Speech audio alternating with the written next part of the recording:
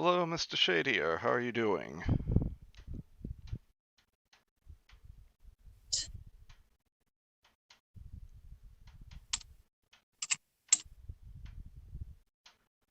YouTube.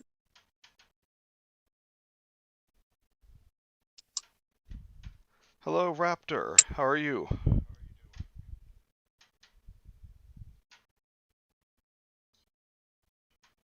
Hi, Raptor. How are you? I say the same thing. I'm good. You? Oh, I'm glad to hear that. I'm not doing too shabby. And we got Gemma here with us. Hello, Darius. How are you?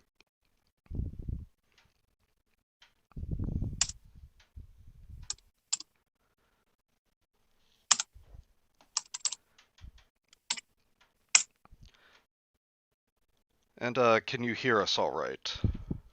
Yeah, can you hear me? Everything like that? Because I can, if everyone's having a hard time, I can set it up on the computer downstairs and use the microphone.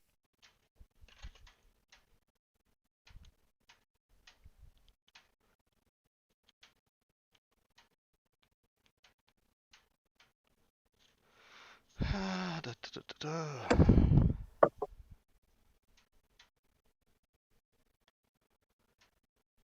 Fine, just laying around with not much to do. Well, now you hear us both fine. All right. Well, now you have this awesome stream to watch. Yes. Where Oh, I brought my beer upstairs and it's gone. How did you lose a beer? I took it upstairs with me and I forgot to bring it back down. Oh, I thought you were upstairs. I went upstairs and I went to go down and get the laptop, and Jacob's like, "You could use the computer, you know." I was like, "Yes, I could." Why didn't I think of that? Speaking of which, I'm assuming Kobe is not joining us. Yeah, too tired after work. I understand. Disappointed, but well, I'm happy you're here. Doing the usual stuff, watching memes and listening to prog rock. Really, you sure you haven't been searching for stuff to show us all to like make us wish we didn't have souls? I really don't want to know what he's been sending you. What's that? I really don't want to know what they've been sending you. I'll show you some of the stuff. It's you gotta see it. All right. It's oh wait, I'm sorry. This is not going to be a good stream. So Oh, how come? I just looked in the book here. This book is dedicated to my mother. Dedicated to a woman? No, no, we're not doing this. No, gonna have to do something else, aren't I? Yeah, just wait a few minutes here to see if some more people come in. Cool. See, I like Streamlabs with YouTube more than I do what you call Twitch, because like it just shows the screen that I have up in Streamlabs. Like I don't have to like full screen what I want to do, so everyone's not seeing the other stuff I'm doing on my desktop. No, I don't like. From what I can see, like Twitch much weirder on Streamlabs than it is on YouTube. Indeed. Do you like how I walked you like hello Rudy? Hi, Rudy. Do you like how my face disintegrates into chalk? Yes, that's my favorite part. And also really frightening. A really frightening image. Oh, you didn't know Rudy's actually made out of chalk? No, no, I didn't realize that. No, so one eldritch abomination from the from the depths of the universe, made out of chalk, Yeah, which you can find in the their human face is actually a very intricate mask made of chalk. I had the song stuck in my brain for days. Send me help. Uh, I mean, I can't really help you. I had people like us stuck in my head for about a week, and now I've got Initial D's Night of Fire stuck in my head. I had what's that one they do? Wings of Fire stuck in my head from Initial D earlier. Rudy likes rubbing their face on the blackboard. Yeah, Rudy is they them. Song ruler of uh everything by Tally Hall is it is very great. Yes, it is. God, see that my confidence is crumbling. Because I'm stumbling just reading messages that people are sending in the chat. So it's like, oh god, how am I going to be trying to read in like pages of a book? I think you'll get into it. It's I mean, I have trouble with words.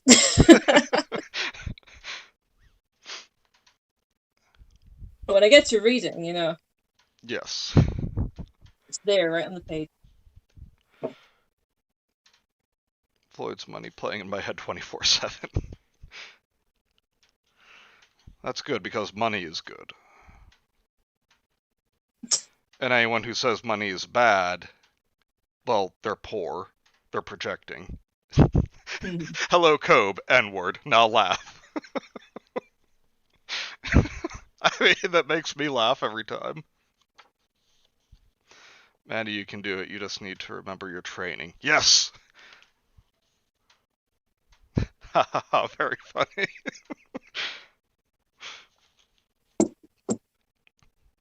So, Koba, N-word, are we talking about Gemma's ex again? According to Rudy.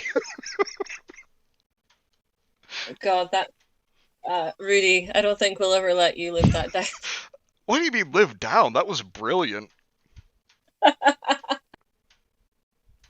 It just came out of fucking nowhere. What? He really did that? He's a fucking moron. He's a... 3 times. God, 3 times. Like, best... Rudy, I'm saying it's a good thing. That was the best stream I've ever done. Penpal, fuck yeah, and hello the father. How are you doing?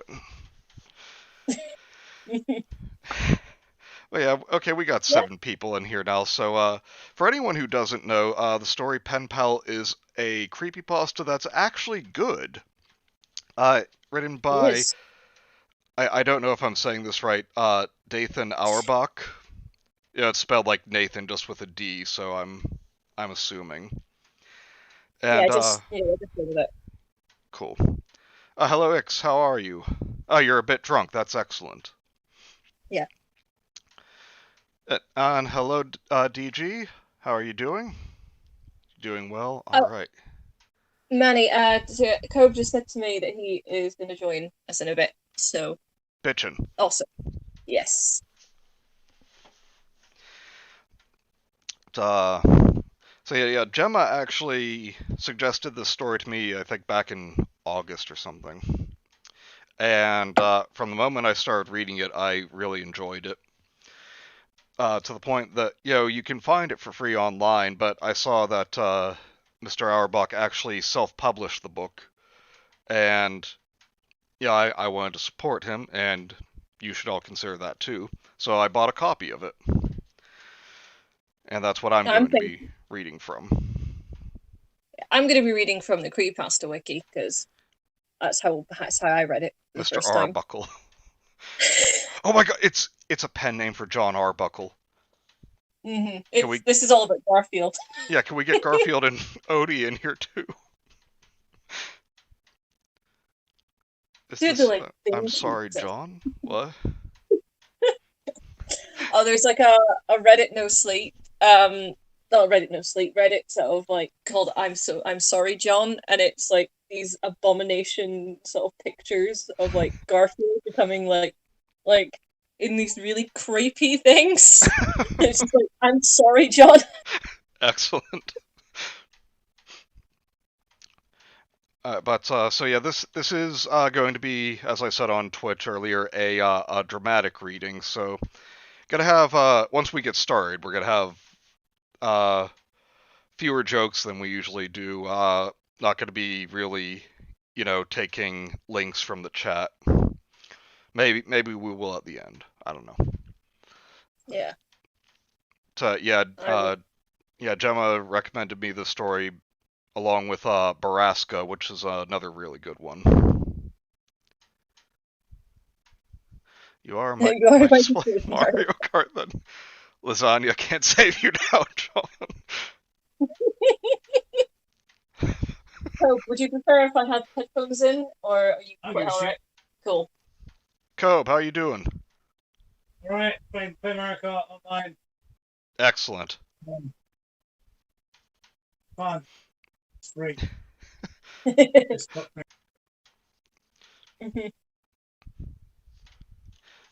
But yeah, so I remember what I was saying. Yeah, you should consider buying the book and not just reading off the site like Gemma, this Jew here. Like she's like, for Deutsch that I'm not spending any money on this. You could have went for Jock. That's yeah. You could have gone for the far less offensive and applicable stereotype biscuit to Scott.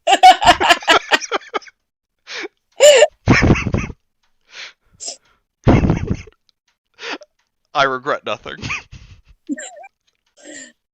All right. I mean, Jews can be Scottish too. Yes, I think there are Scottish Jews around. Irish shekels. Baraska is so damn good. I stayed up until about 6 a.m. reading the whole thing. That's excellent. I had great fun with Baraska. I got recommended it at some point last year, and I was just like, oh, like, as soon as I read it, I was like, you must read. Yes. Gemma is Watto. No, I'm not just Watto. Public credits do not work yet. I'm a little polygon Watto. With your fucked up feet. Yes.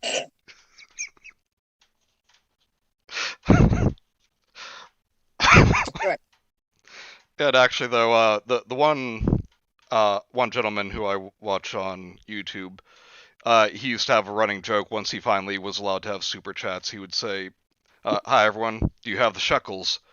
But the funny thing is, shekels are not a currency that you can send over super chat. I don't know. Well, Israel. Yes, some guy in Israel was like, "I'm trying to send you a super chat, but it won't take shekels." Oh dear. Apparently, being ginger was considered a Jewish trait. Make the most Jews. Say Israel. Scotland is true Zion. Let's not talk about feet or we will summon Doge. You don't want Doge in the chat. At least Doge won't be frickin' Unicron like in yours world. I do. Do you mean? What did he say that he cut off at the end there? He was like, if you mean Doge, do you mean Harrison?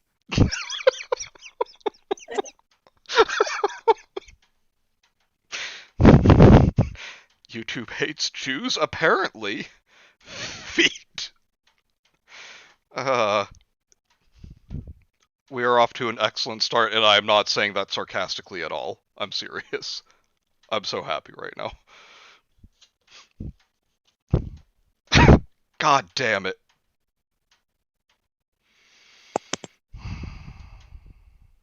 It's important for the story. Well, just so you know, like, right, one thing that is a bit weird about my phone, which obviously you've realized from voice calls and stuff, is that mine will just randomly stop. So if I do disappear, I will be right back. Yes. But, okay, so I was about to say let's get started. You know, we were just making all the feet jokes. And here we got chapter 1, Footsteps. I forgot that was called footsteps. God damn it. Well, you say there's So, trouble of Darius go to pun jail. I was happy. Base now code, do you're not just disappointed. encourage him. God damn. Hello, Millie. How are you doing? Being ginger was also a result of period sex according to people in the Middle Ages, which meant you were a child of sin. Excuse me while I throw up. Thank you, Millie. Nice to see you. You could have said hello, but you said that instead. You've been saying shit like that stopped Drake from texting. That was moved on earlier. See, I'm kind of glad that my channel isn't monetized because that would have just immediately demonetized it. Yeah. Yeah, it's whenever Vince 12 comes in the chat on ours. Yeah. I aim to please, yes, clearly. Alright, so shall we get started? Yes, so I'm just so that I am aware, how is it you're wanting to do this again? Like, because you like you were reading sort of two. If you just let me know when you want me to read, just yeah. Yeah, that sounds good. Mhm. Alright, so yes, Chapter 1, Footsteps. In a quiet room, if you press your ear against a pillow, you can hear your heart beat. As a 6-year-old boy, the muffled rhythmic beats sounded like soft footsteps on a carpeted floor, and so as a kid, almost every night, just as I was about to drift off to sleep, I would hear these footsteps, and I would be ripped back to consciousness, terrified. For my entire childhood, I lived with my mother in a fairly nice and extremely rural neighborhood that was in a transitional phase. People of lower economic means were gradually moving in. My mother and I were two of these people. Those that spend any amount of time driving on interstate highways will see half houses traveling alongside them. It's an odd sight if you let yourself think about it. Two halves of a house, built somewhere miles away from where it becomes a home. Everything about those structures has a feeling of impermanence. The wood that forms them is cut where it isn't used and assembled where it doesn't stay. The most permanent things about those houses are the concrete support columns that they rest on, but even those seem transitory in a way. My mother and I lived in one of these houses, but she took good care of it. As a kid, I always thought our house was quite nice. As I sit here and think about my old home and all the things in it, an amusing and pleasant conflict builds in my mind. I know now that I know now that we were poor, but had you asked me then, I would have had no idea what could have prompted that question. My mother must have had so little money to spend, but I never remember her saying the words that tend to become the mantra of some parents when they try to subdue their children's eager shopping. We can't afford it. I don't remember wanting for much. I even had a bunk bed despite being an only child. I'm sure that this is the case for many children in low-income homes, but as a boy, despite the incongruity, I thought my home was as close to a palace as one could hope for. To me, the support columns under the house didn't represent what the house actually was, an imported structure on a makeshift foundation, but what it could be. I remember asking my mother if we could make the columns taller so our house would tower over all the others. Part of my love for the house stemmed from my general love for the area surrounding it. The neighborhood itself was relatively large in proportion to the town itself. Small towns lack many of the luxuries of larger towns or cities. What few stores there are close down early, traveling events don't stop there because they probably missed your small dot on the map, and there aren't many police or hospitals at your disposal. But to a kid, these things don't matter because small towns often provide a luxury that can't be found in larger, more convenient or populated places. Freedom. Of course, I had rules to follow. I had a lot of them, in fact. But I didn't notice any of them restricting me because I was allowed to do the one thing a kid in a relatively remote area likes to do: explore. Just a short walk from my back porch was a dense and untamed wilderness that I spent some part of nearly every day surveying. These woods and waterways surrounding the neighborhood were my playground during the day, but at night, as things often do in the mind of a child, they would take on a far more sinister feeling. The apparent change in the very nature of the trees and the lake, I think, was mostly my fault. One of my mother's rules was that I could explore the woods on the condition that I would be home before dark. To motivate my speedy return, I would play games in my mind when leaving the woods at dusk. My feet moved more quickly when I imagined that they were carrying me away from ghouls and beasts. When I would dream, the footsteps would belong to these pursuers. Sometimes I'd pretend that a hideous and ravenous wolf was charging through the woods just behind me. I'd imagine what would happen if I stumbled or fell and it caught up with me. But when I concentrated too hard on keeping my balance, it would always seem to ensure that I lost it. Other times I convinced myself that there was an enormous clutter of spiders descending from the trees above and blanketing the earth behind, and that I was always inches away from being ensnared in a collective web, or simply overwhelmed by their numbers and tackled by the sheer weight of their individually weightless bodies. Just check the chat here. Meme vids. Okay. And Gemma, do you want to read for a few pages?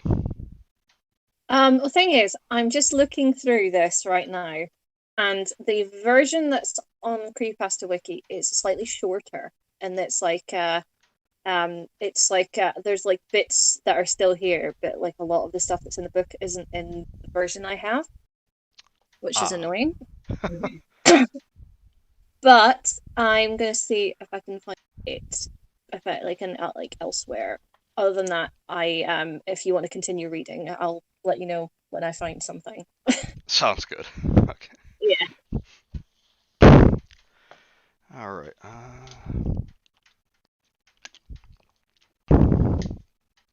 The thing I imagined the most, I think, was that if I didn't make it home before the sun went down, my mother would be gone, that everyone would be gone, and that I'd be all alone. I always made it back home the quickest when I played that game. It didn't take long for these games to become a reflex, and the fear would appear without any effort at all.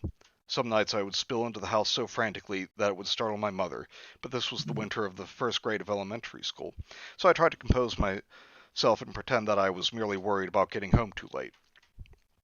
The things I imagined in the woods just before nightfall created a feeling of general uneasiness in me when the sun retired. My home offered refuge from these terrors, but the architecture of my house came to sabotage my feelings of security. The concrete stilts that raised my house above the earth left a void just below the entirety of the floor of my home. Gradually, my mind came to fill this crawl space with imaginary monsters and inescapable scenarios, and they would consume my thoughts whenever I was woken by the footsteps. I told my mom about the footsteps, and she said that I was just imagining things. This seemed an appropriate accusation, given my tactics for making curfew, but I persisted enough that she blasted my ears with water from a turkey baster once just to placate me, since I insisted that would help. Of course it didn't. Footsteps continued that night, but I tried my best to ignore them, like always.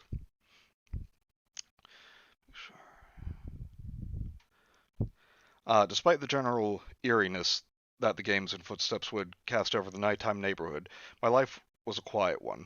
I had adventures by myself, or more often with my best friend Josh, but I suppose every kid has their adventures. The only odd or noteworthy events that I can remember happening were the occasions when I would wake up on the bottom bunk despite having gone to sleep on the top. This would only happen every now and again, but it wasn't really that strange since I'd sometimes get up to use the bathroom or get something to drink, and could remember just going back to sleep on the bottom bunk. This would happen frequently enough to remember, but infrequently enough to dismiss. In itself, waking up on the bottom bunk never really bothered me. But one night, toward the end of winter in the first grade, I didn't wake up on the bottom bunk. I had heard the footsteps, but was too far gone to be woken up by them. When I awoke, it wasn't the sound of footsteps, but the feeling of biting cold and violent shivering.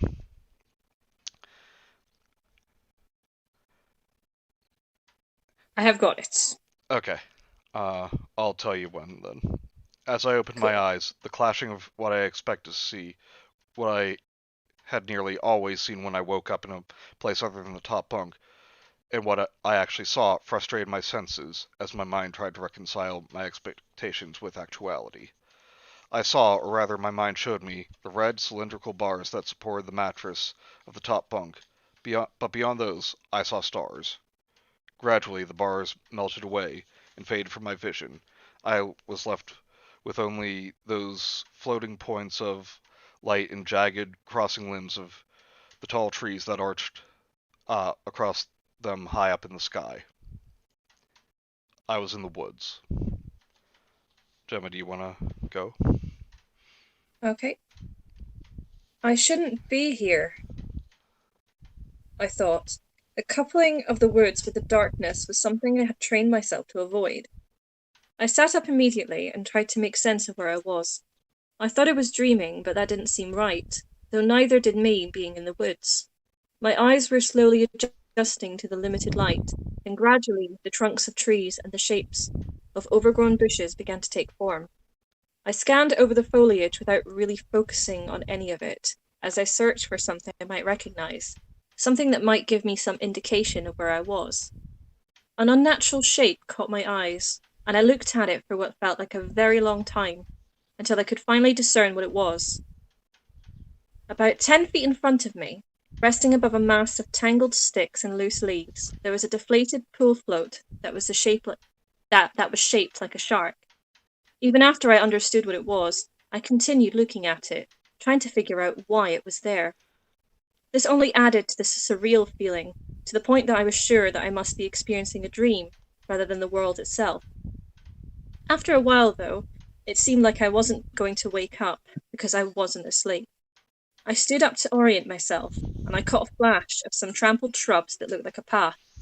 But the woods were thick behind it, so I turned to look elsewhere. I didn't recognize this place. I played in the woods by my house all the time, and so I knew them really well, but I had only been in them when it was dark once before. I had run through my woods straight to my house, at the last edge of dusk, countless times without even having to think about how to get there. But there's a big difference between dusk and dark, and as I stood there taking in all that there was to see in the dim light, it started creep into my mind much more forcefully than these might not be woods after all. My woods after all. A shiver that I think was only partially due to the chilled air ran through me as I wondered how someone was supposed to find his way to a place when he didn't know where he was starting. I took a deep breath and a single step and felt a shooting pain in my foot.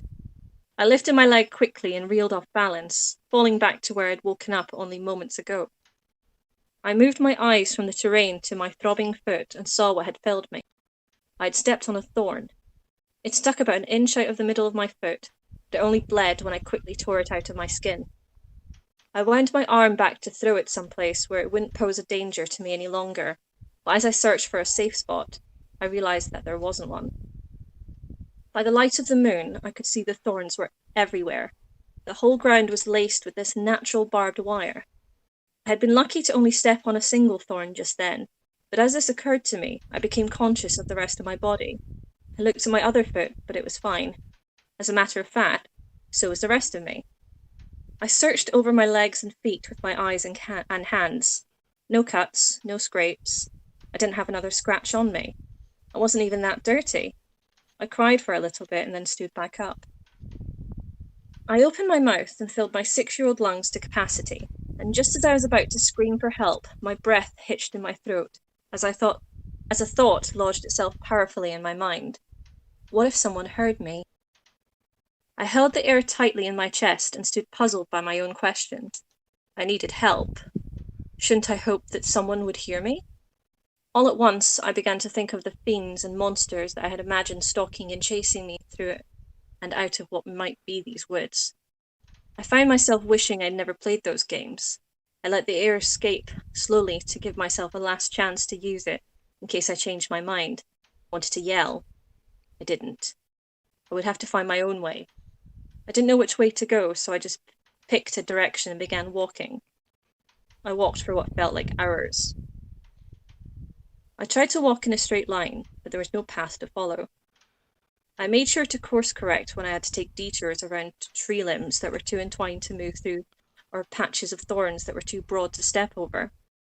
Every time I would make my way past one of these natural obstacles, I would be confronted with a seemingly identical tapestry of foliage, and the feeling of hopelessness would begin to assert itself a little more. I just wanted to see something familiar, and each time the woods appeared particularly thick, I thought I had found my landmark. Just want to say Marking? real quick, hello Shadowwake, glad you could join us. Hello. And did you want to read a little more, or do you want me to take over? I was thinking we each do about 3 pages here. Cool. It's up to you completely. I don't mind. Okay. Marking the outer edge of my usual explorations, there was an enormous pile of discarded and decaying Christmas trees that my best friend Josh had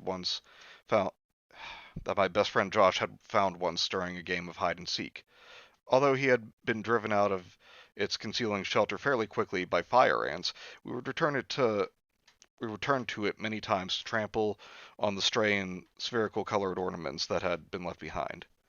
We had many stories about where the trees had all come from, but I assume now that the genesis of the pile was much more ordinary than what we had hypothesized. Whatever the origins, what was left was a tangled mass of still decorated, however sparsely, holiday trees that looked from a distance to be a single colossal Christmas tree. This would be the easiest thing to spot in my woods, and if I found it, I would know where I was. But that was only if these were my woods. As I stepped delicately through the brush, an idea began to form in my mind. If I could climb a tree, I might be able to see my way to the wood's exit. I became less despondent and began searching the canopy for a proper scouting position. None of these trees seemed tall enough, but if I could find one that was, I might be able to see a house. I might even be able to see my house, I thought. I stood still and balanced carefully on my now aching feet. The trees that loomed over me when I had woken up in these woods had been tall, I recalled, but I struggled to remember just how tall they were. What about the branches? I mumbled to myself. I remembered seeing branches above me, and if they grew low enough, I knew that I would be able to climb up the tree. If I could find my way back to the spot, I could work my way up to the tree and possibly see a way out. That would mean going back. I shifted on my feet and tried to make the best decision. Turning around, I took a few steps back toward the destination from which I had come, and I froze as a phrase echoed in my head. How far can you go into the woods? I hadn't been tortured by this question for well over a year, and I stood there, a bit bewildered by the fact that it had suddenly come rushing back into my mind. On an afternoon toward the beginning of kindergarten, I had come home from exploring a part of the woods that I had never seen before. I was excited to tell my mother how far I had gone, and she seemed, even if she was only humoring me, to be equally excited to hear it. When I had finished describing my journey, she congratulated me and asked if I thought I had finally seen all the woods there were in our neighborhood. I told her that I didn't think so, but that I wanted to. She smiled and she asked, Gemma, do you want to read the mother's lines? So, how far can you go into the woods? This sounded like a challenge, and so I answered confidently, but none of my answers seemed satisfactory to her. Really far, super far, and even all the way were all rejected as viable responses. After each attempt to close the issue, she would just return with the same question, becoming more amused by the minute. At a loss, and wanting to be able to answer her question so that she would stop asking it, I asked the only other authority figure I knew, my teacher. She gave me a quizzical look and asked me what I meant. I didn't even really know what I meant, and so I just repeated the question. She thought for a moment and said, I don't know. Let's see. as she walked me over to the map that was tacked to our classroom wall. She asked me the name of my street, which I had memorized, and she took a moment to find it before touching my shoulder and holding her finger on a big patch of green. I think these are your woods, she said. I repeated my question again. I told her that my mom had been asking me this question repeatedly. As I told my teacher this, she seemed to realize something and took her finger off the map. She smiled coyly, saying, I don't know. How far can you go into the woods? As I stood there in the woods with my arms tucked inside my shirt to avoid the frigid air, I thought about this question and remembered how I came across the answer. This stirred a warm fondness in me that almost made me forget about the reason that question had come back into my mind to begin with. I discovered the answer just a few weeks after I asked my teacher. My grandparents called to chat with my mother and me, and when my mom handed me the phone to talk to my grandfather, Pop, I thought I could have a little fun and be on the giving end of the antagonizing for once. Before he could even ask me how I'd been, I charged at him. "Hi, Pop. How far can you go into the woods?" "What?" "How far can you go into the woods?" I repeated knowingly, although I knew nothing at all. "Oh, well, I suppose about halfway," he said, snickering. "What? How come you could only go halfway?" And then, as if he had been waiting for this moment for his entire life, he bellowed, "Because if I went any farther, I'd be coming out." He began laughing so hard that it transformed into a coughing fit, and he handed the phone off to my grandmother. It took me a while to appreciate the nature of the question and its answer. I had never heard a riddle before, but the more I thought about it, the more I liked it. I would ask that question to dozens of people in the months to follow. Gemma, do you want to take over? Sure. Getting the volume right. Cool. Okay. Standing there barefoot in the woods, thinking about this riddle, I found that it wasn't amusing anymore. However, now it was more than just a silly question. I'd walked a long way. For all I knew, I couldn't walk any farther in. The last tree might be just ahead. If I'd turned back now, I might be walking back into the woods rather than out of them. I pivoted where I stood and resumed the trajectory that I had adopted when I set out. Everything was eerily quiet as I pressed on. The only noticeable sounds were of crickets, cicadas, and the light grinding of leaves under my sore feet. Occasionally, however, I would step too hard on a healthy stick, and its cracking would drive the noisy creatures to silence. I would stand there paralyzed by the sudden hush, and I would hold my breath and listen for sounds I hoped not to hear. When the insects resumed, so would I. Desperate to keep their noise, I trod carefully on the undergrowth, but it was thick, and here and there my foot would press down on a stick just enough to snap it. The bugs would arrest, and so would I. This relationship persisted until the last interlude that I remember. I broke a stick, the insects hushed themselves, but instead of the expected silence, I heard what sounded like an infant crying in the distance. I could feel the blood draining out of my limbs as I listened to this wailing that didn't sound as far in the distance as I wished it would be. I felt a turning in my stomach and weakness in my legs. Standing completely still and being careful not to make any noise, I waited, but the sound didn't stop. Suddenly, another sound joined the chorus. A large stick snapped just behind me. I panicked. I think now, as an adult, the sound I heard that night was a cat in either heat or rage. But I had no thoughts in my mind as I ran veering in different directions, taking as much care as I could to avoid big thickets of bushes and collapsed trees.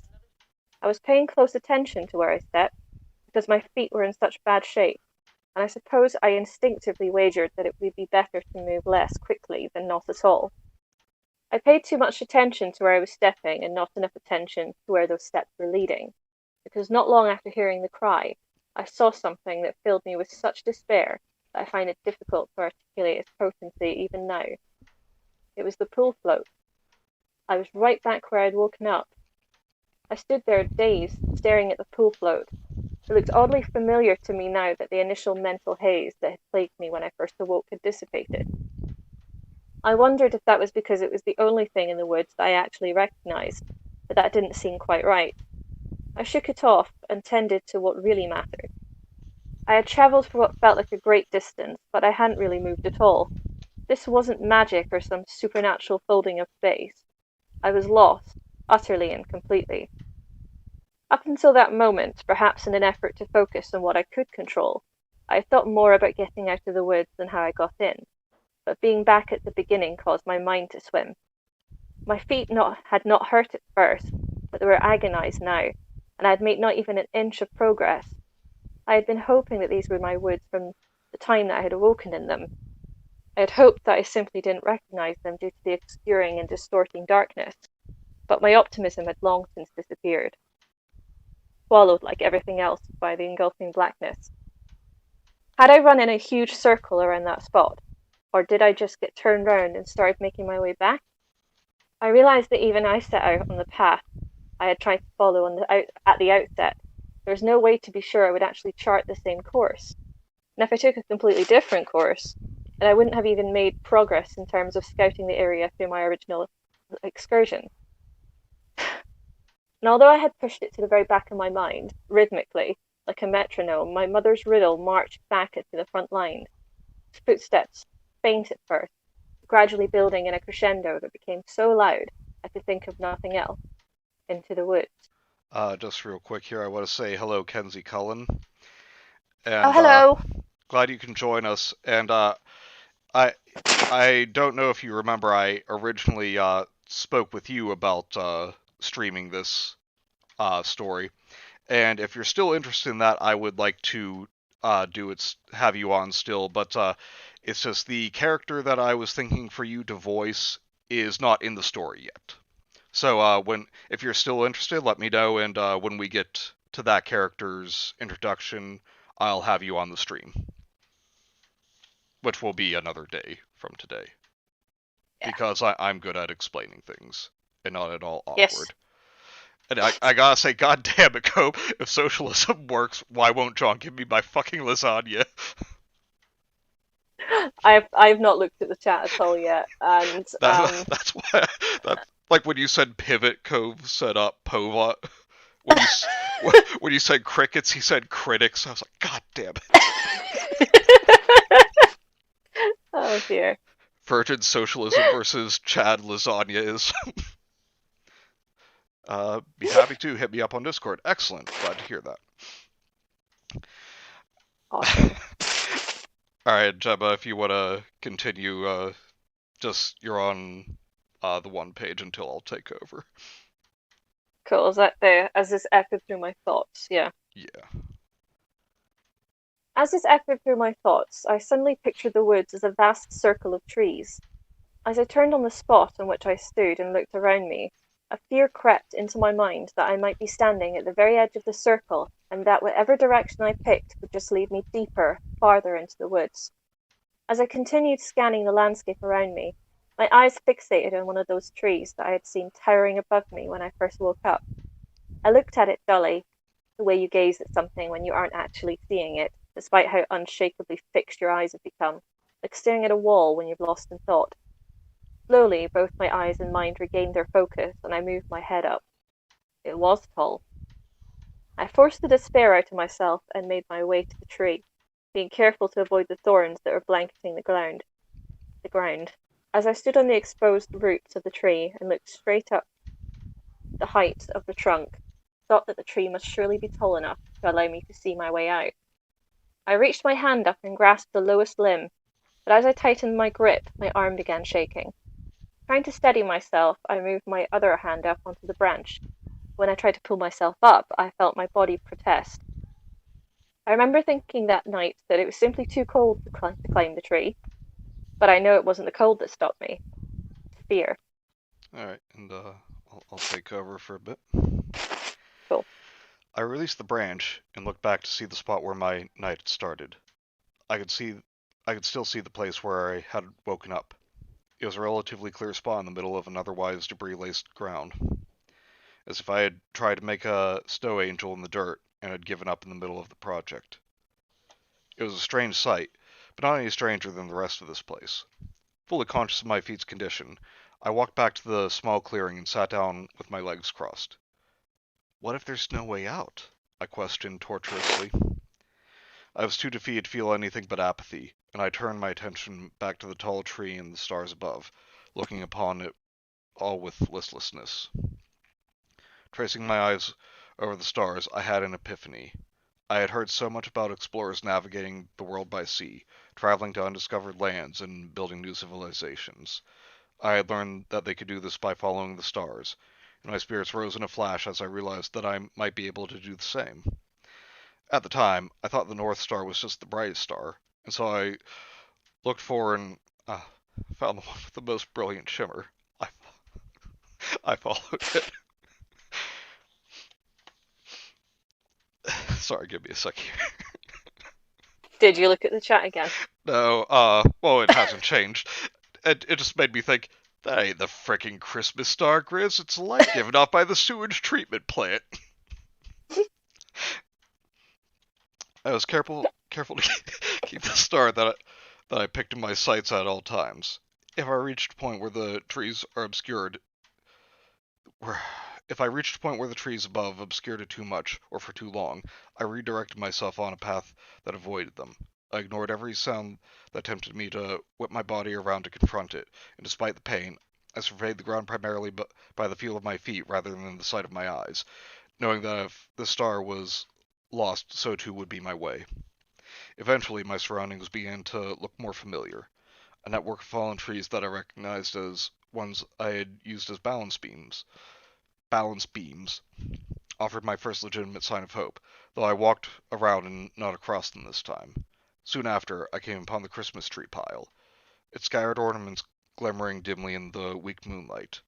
I gave it a wide berth to avoid the glass shards that might still pepper the ground from the times that my feet, when they were less vulnerable, had pressed down upon the glass balls of holiday flair and crushed them. My nerves were beginning to calm, and when I saw a dirt void called the ditch, I knew that I had made it out.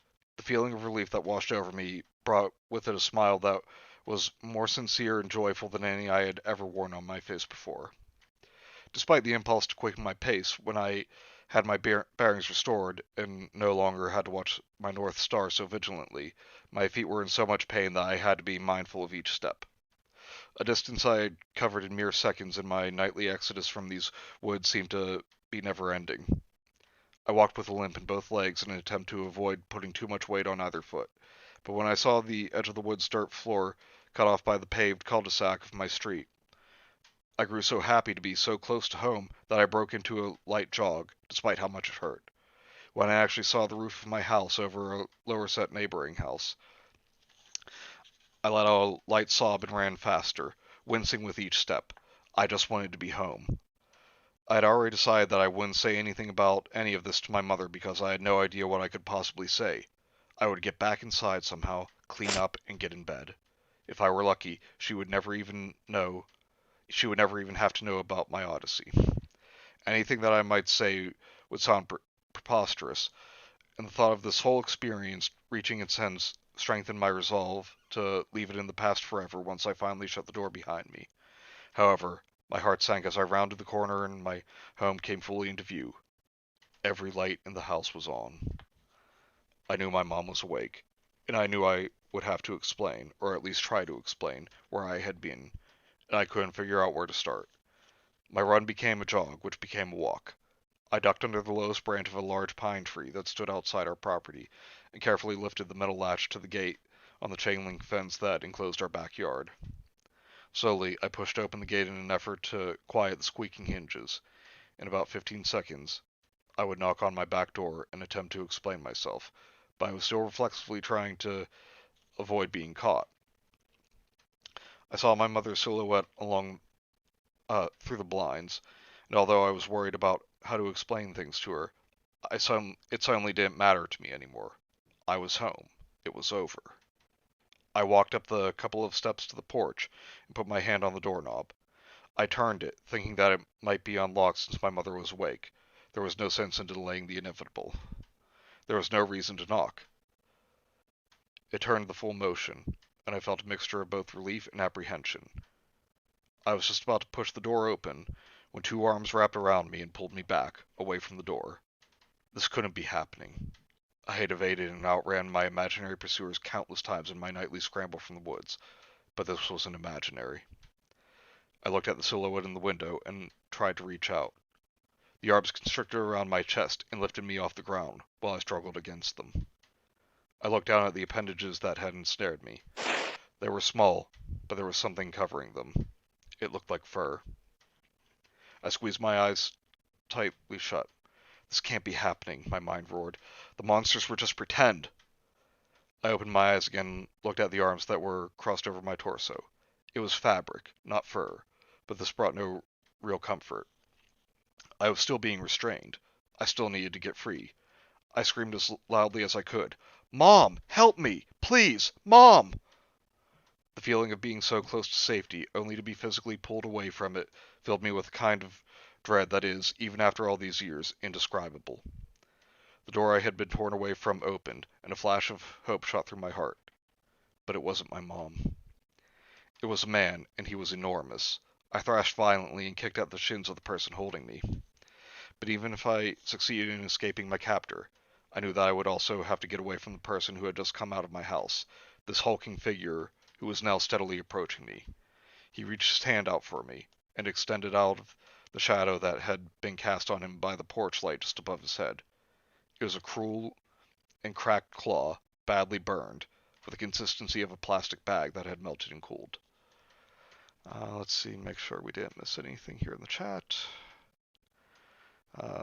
Staring at the stars, I had an epiphany. Since NNA Productions keep doing fake gift card giveaways despite them being illegal, and it's likely he has a connection with YouTube's legal team.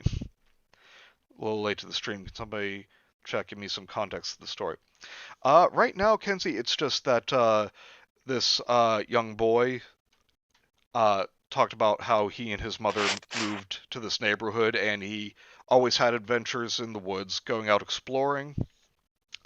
And the condition with his mother was that he could do that as much as he liked, as long as he was home before dark, and to kind of speed him on his way, to make sure he was home on time, he would make up ideas that monsters were chasing him on his way home, and all that.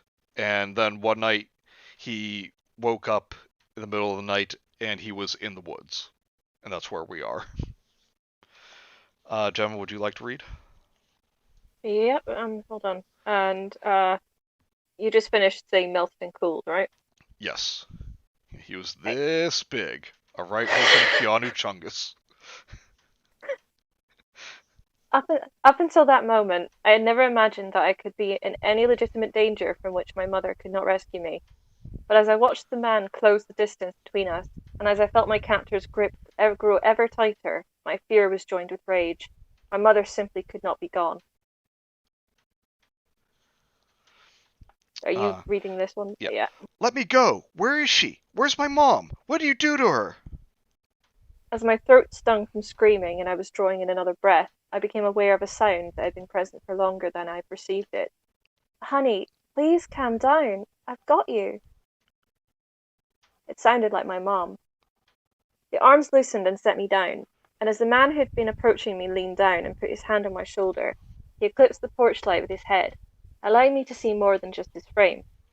He was a large man, with a tremendous burn scar on his left arm.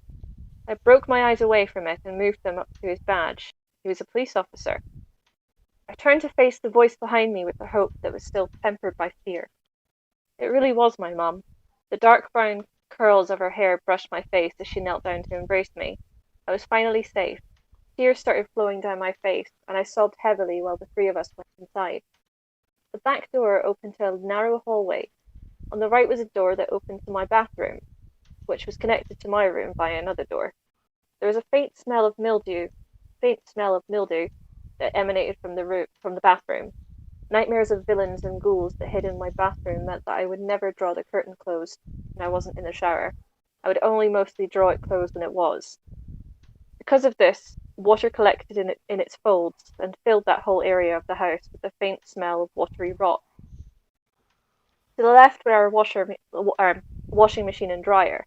My cat was sitting on top of the dryer, and I gave him an absent stroke as I walked past and turned left towards the dining room.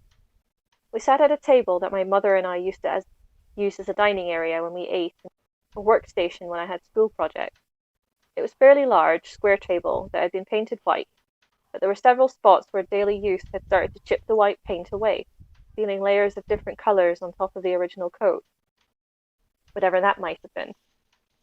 One area looked almost like a cross-section of a jawbreaker candy, with its concentric and rainbow-coloured rings, though my idle or nervous hands had helped along that more excavated section whenever I sat at that table to do my homework or have a serious talk with my mother. Historically, the more nervous I was, the more frantically I dug. I learned that night that the first coat of paint was yellow. I'm so glad you're home, sweetie. I was worried I'd never see you again. She had begun to cry as well. Where did you go? I don't know. I don't know what happened. My fear of the whole event being ineffable was coming true. What do you mean you don't know what happened? Where have you been? Oh, look at you, you're filthy. She surveyed me now that we're in a better light. Oh God, your feet! I looked down and winced. The tops of my feet were caked in a thick, dark coat of my own blood that had already begun to crack a pattern of damaged glass. As I moved my feet against the linoleum, I could feel that the blood was acting as an adhesive, and I could hear the sound of my skin peeling free from the floor as I lifted them. You went into the woods? Baby, we've talked about this. I can't believe you. One moment. I'm doing something that has to be done.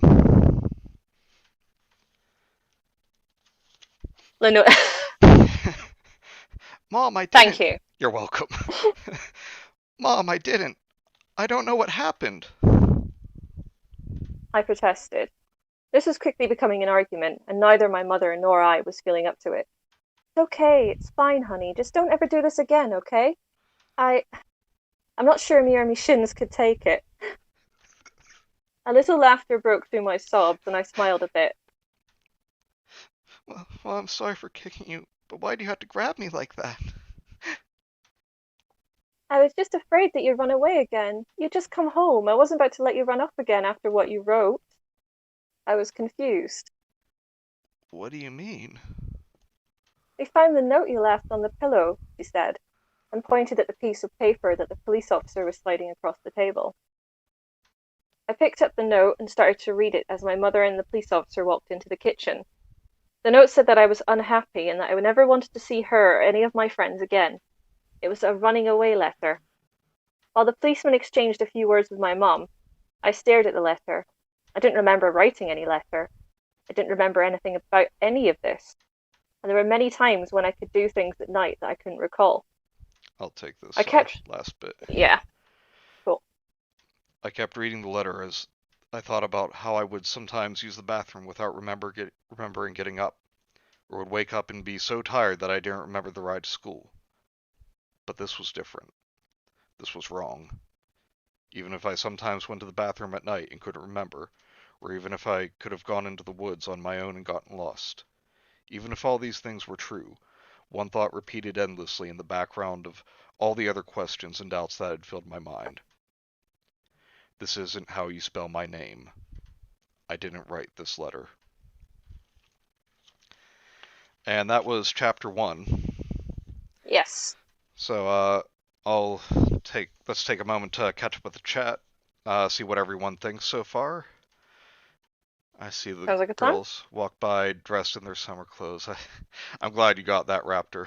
Kid didn't know was that cop was actually an undercover Soviet agent trying to investigate the area he's in to prepare for the coup. I'm not reading that, Kenzie. So yeah, what does everyone think so far? I enjoyed reading it again. It's a good story. I'm glad. So far it's pretty good. Alright, yeah, and Gemma, did you want to do chapter 2 as well? I don't mind. It's completely up to you and the chat. I don't mind at all. Cool. I'm not asking the chat. They're here. There are captives. That's an interesting end of the chapter. Glad to hear that. So the kid's name was Jim. Whoever wrote the letter was a fucking moron. My name is Jim. It says Jom. I like it. Or just Gim. This is Gimli. I'm not a fucking dwarf. This seems good so far. Much better than what I remember. I'm glad to hear that. That's good. Alright, and actually, you guys go ahead and chat for a moment. I'm going to see if I can do something real quick here. Cool. I'm not used to listening to well-written stories be read on streams. This is very refreshing. Good, good. I have been handcuffed the entire time since I clicked the link. Haha! Yeah, I figured this would be much more enjoyable after the Aqua Teen Hunger Force stream that Rudy and I did, and where we found, or no, Darius actually linked us an Aqua Teen creepypasta that was so god awful. Really bad? Yeah, like it was basically a retelling of an episode word for word, except they were like, but it turns out none of this was real. This was all just stuff that Carl created in his mind from childhood trauma. Who sent you that? Darius found it. Darius, why? I mean, to be fair, I was the one who said that that I thought I could handle it. But you couldn't? No. No, I could not. So I will be back. I'm just going to mute the mic for a minute and I'm going to get myself another drink and sort myself out. So I'll be back in a few minutes. Sounds good.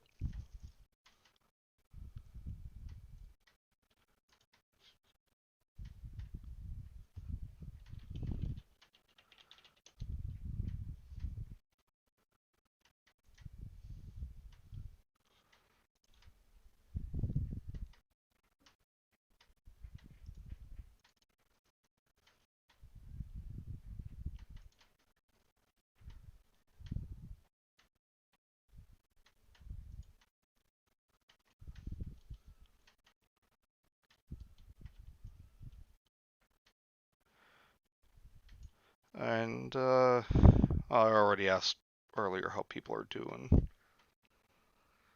Yeah, forgive my completely ghetto way of doing this.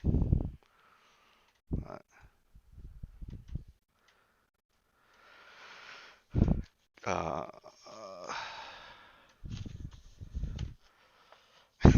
Jim Arbuckle, John's more successful in Chad Brother. Kid's name was Legolas. He was insulted at being compared to Gimli. What is the rule number for if it exists, there's a stupid creepypasta bot? I don't know what the number is, but I'm sure that does exist. Darius, want to send the link to me so I can read it later. God, that was such a shit fan fiction. Yours truly. Luckily, there wasn't much more where it came from, but it was certainly abysmal. Rule 15? Because Jeff the Killer 2015? I think that works. Balloons? The horror! They all float. Well, you guys have never seen fun in Balloon Land. And then you'll find true horror. What is fun in Balloon Land?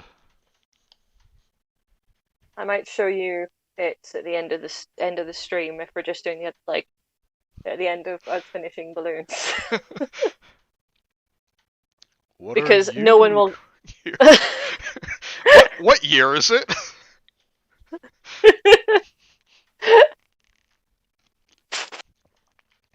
But yeah, fun in Balloon Land, one of the frightened, most scariest things I've ever seen. So. All right, well, that works. Yeah, it's a very nice end. I think it was Jacob that showed it to me. I've seen Fun in Balloon Land, Gemma. I can never forget it. Well, those of you that haven't. All right, yeah, we'll check that out at the end here. Oh God. Okay, so Chapter 2, Balloons. All right. When I was 5 years old, I went to an elementary school that, from what I've come to understand, was really adamant about learning through activity. The school was part of a new program designed to allow children to rise at their own pace, and to facilitate this, the administration encouraged teachers to come up with inventive and engaging lesson plans. What the fuck kind of commie shit is this? Just thinking that exact thing. Like, what? Oh, my... See, I'm about to go on, like, the exact words that, Cobe said in the... I don't remember what story it was, but, like, you don't actually have to go to the concealing office, you can just go home.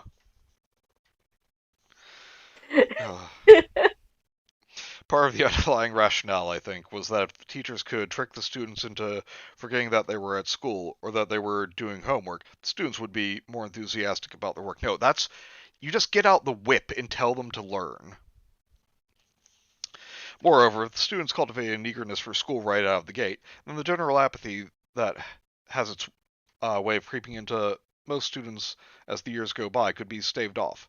To this end, each teacher was given the latitude to create his or her own themes that would run for the duration of the grade, and all the lessons in maths, reading, etc. Would be designed in the spirit of the theme.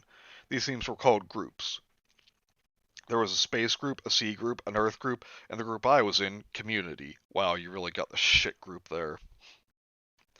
Regardless of the creativity of the curriculum, in kindergarten in the United States, aside from very basic writing skills, you don't learn much except how to tie your shoes and how to share, and as a result of that, most of the grade isn't very memorable. This is particularly true if you enter kindergarten with most of the writing skills that they expect you to develop by the time you have exited. As one of the students who was in this position, I find that as I look back now, I remember the people fairly well, but the actual curriculum remains mostly a mystery to me. But perhaps this isn't all that unusual. I do remember two things very clearly. I was the best at writing my name in the correct way, which I had mastered some time before entering the grade, and the balloon project, which was really the hallmark of the community group, since it was a clever way to show how a community functioned at a very basic level. The concept of the balloon project was fairly straightforward. Each student would release a balloon with a note attached, and then would wait for a response from whoever had happened to find the balloon. We would ask them to enclose a picture of their area, if possible, and provide a return address so we could become pen pals. The teacher would post each picture on a large map that she had hung on one of the walls in the classroom, and this would help us see not merely how far the balloon had traveled, but how important communication was in bringing a community together. I remember a project being on a Friday because the culmination of weeks of discussion and preparation for this exciting event made it feel as if I was having a 3-day weekend. The rocky start with which I had begun kindergarten had finally smoothed, and I talked excitedly with my friend Josh each day as we eagerly awaited the Friday launch. And I just want to take this moment to say right now, like, no one named Josh, born after 1980, is cool. And I apologize if anyone in the chat's name is actually Josh. I'm just making a joke. The morning of the launch, all the students walked into the classroom and saw that there was a fully inflated helium balloon tied off with ribbon taped to each desk. Our tables were laid out in a grid, and so the balloons had the same arrangement as planted trees in a lot. From the right angle, they would all line up, but if you moved just a little to your left or right, they would fan out, and you could see them all again. We had known about this project since the first week of class, so we had known, at least abstractly, what to expect on Balloon Day. Despite this foreknowledge, however, walking into a classroom full of balloons gave the room the same ambiance as that of a birthday party, and in response, the kids behaved as if it were one. The balloons were all different colors, and upon seeing this, the students began bartering heatedly with one another for their favorite colors almost immediately. It took the teacher much longer than normal to organize and stifle the students, but gradually we were subdued at our desks and we were asked to take out our assignments for the day.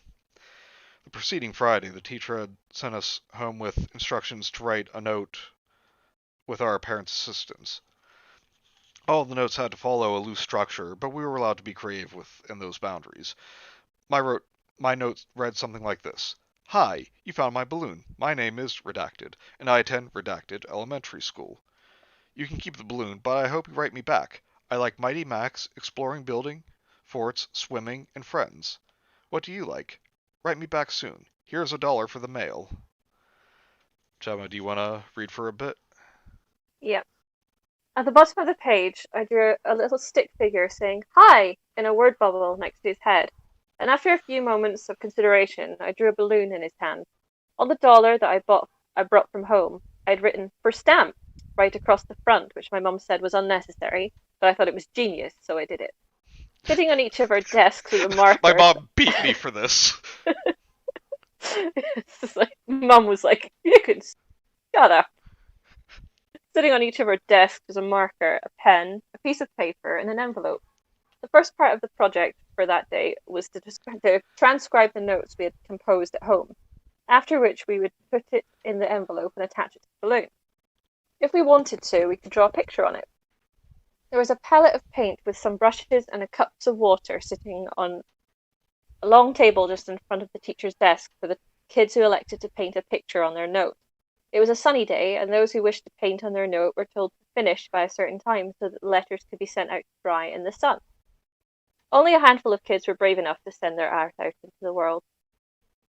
After the teachers had finished giving us our instructions, most of my peers resumed their rowdy attempts at trading balloons while the teacher began assisting the few students who had forgotten to bring their letters to class. As for me, I started on my note immediately, because I didn't want to be sloppy.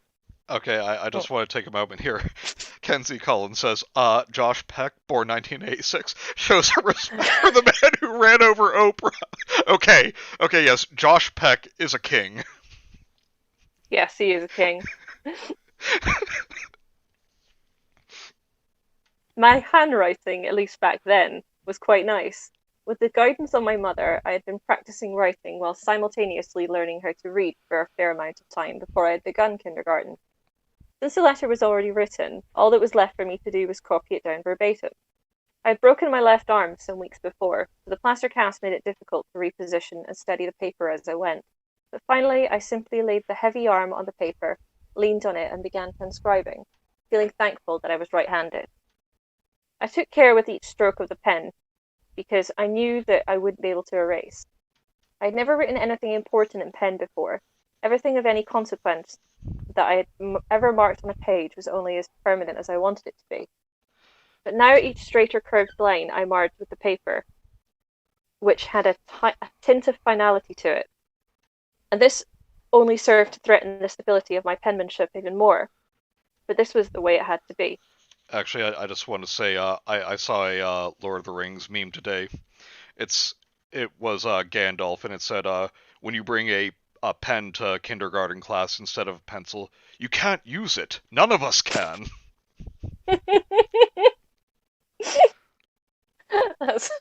I like that.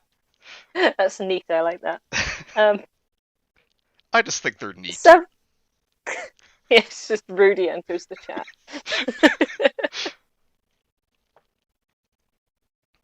Several years before, when the students were still writing their notes in pencil, there had been a storm the day after the balloons were released. Virtually no letters were mailed back. Although there was no way to determine exactly why that had been, it was suggested that the pencil marks washed out much too easily, so to be safe, we should use ink from that point on. I drew the last line on the paper and sat back with satisfaction.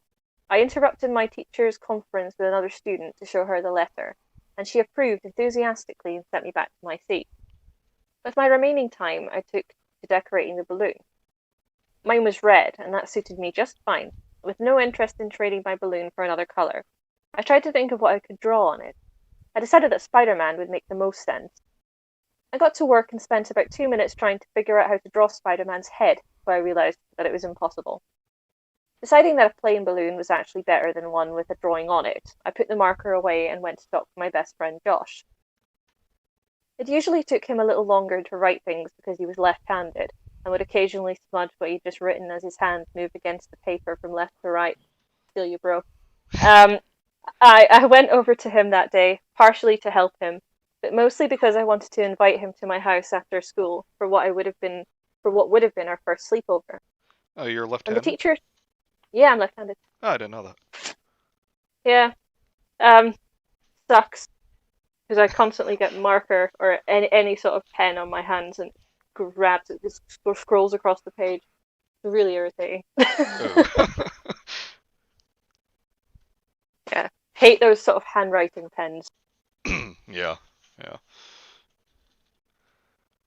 When the teacher told us to return to our desk, I walked back but froze as my letter came into view. It was wet. I looked around to see if someone might betray himself by laughing, but all of my peers were sitting attentively at their desks now. I craned my neck over their workspaces, and I saw that quite a few kids had painted pictures. I realized that someone who must have been trying to dry a paintbrush had carelessly sprinkled water droplets onto my note. The ink had already begun to run in outward arcs where the water touched it.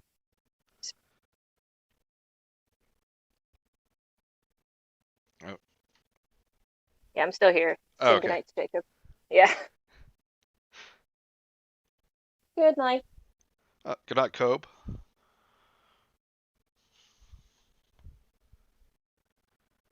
See you upstairs. He can't hear you because I've got headphones in. God damn it.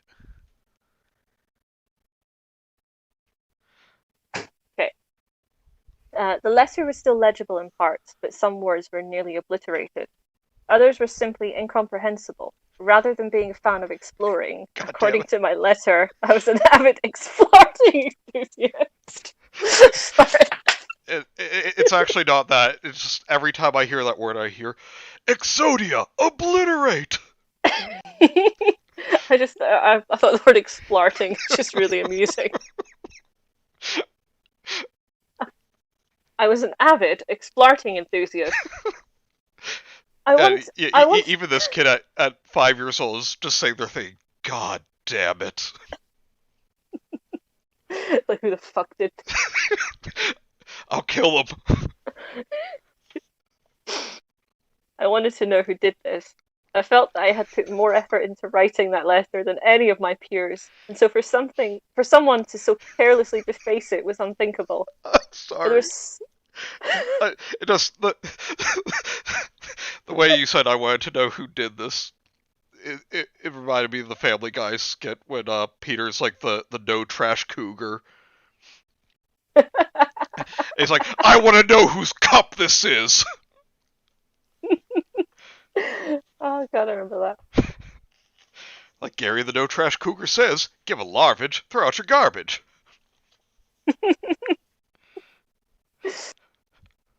Where am I? But there were so many kids who had painted pictures on their notes that it would take too long to attempt to figure out who might have vandalized my letter. Attempting to repair or at least minimize the damage seems more pressing. There was no time to recreate the letter in its entirety. I thought about rewriting just the damaged parts, but if I crossed them out and tried again, my pen pal would think that I didn't know how to spell.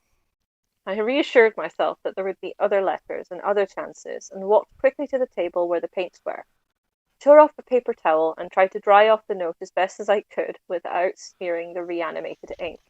I'll take over for a bit. Cool. New rule, you need to read the kid's point of view as a 40-year-old chain smoker. What?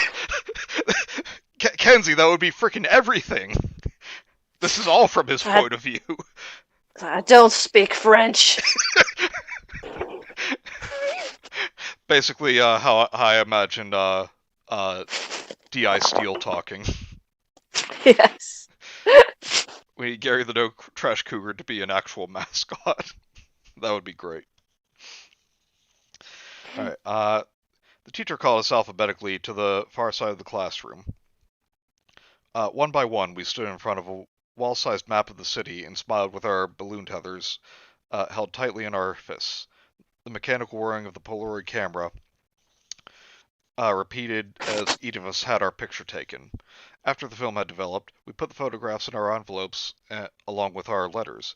The teacher handed each of us another letter to enclose, which I imagine explained the nature of the project while also expressing appreciation for their participation in it. The pen pals would have been provided with the mailing address of the school and asked to mail their letters promptly so that the project could progress. That was the whole project. Doing these simple things would allow us to build a sense of community without having to leave the school, and do it safely. We would also practice our reading and writing through our correspondences without even realizing we were doing schoolwork. Everyone, faculty and students alike, loved this project, and it had been a huge success every year, with the exception of the year it stormed. We marched single file out of the back door of the classroom and into the courtyard outside. Keeping our formation, we pressed our backs against the wall of the building so that we could pose for a group photograph. One of the students, a boy named Chris, Keck, had become so excited upon exiting the classroom that, as soon as he saw the sky above, he let his balloon go and started cheering. God, this really is Chris Chan. I think this enthusiasm would have spread quickly if the teacher had been a little slower in scolding him. Now you're going to be the only one in the picture without a balloon, Chris. She snapped. The boy started to cry. He had a sore throat, so his complaints were hoarse and raspy. I remember thinking that he sounded funny. And I suppose there's some justice in the fact that I caught his sore throat a couple days later. I would like to say that in a demonstration of solidarity, at least one other student let a balloon go, or even better, that we all let ours go and stood by Chris, balloonless and proud. But this was kindergarten, and he was a freak. Okay, it did say he was a freak. Hello, Prada with an O. I'm glad you could join us. Hello. Most of the kids stood there with restrained amusement, while others advertised just how funny they found Chris's plight. In the end, Chris sulked at the edge of the group picture and held his left hand out of frame, clutching an imaginary balloon with a frown etched so firmly on his face that it seemed like it might just outlast the lifetime of the picture that he was posing for.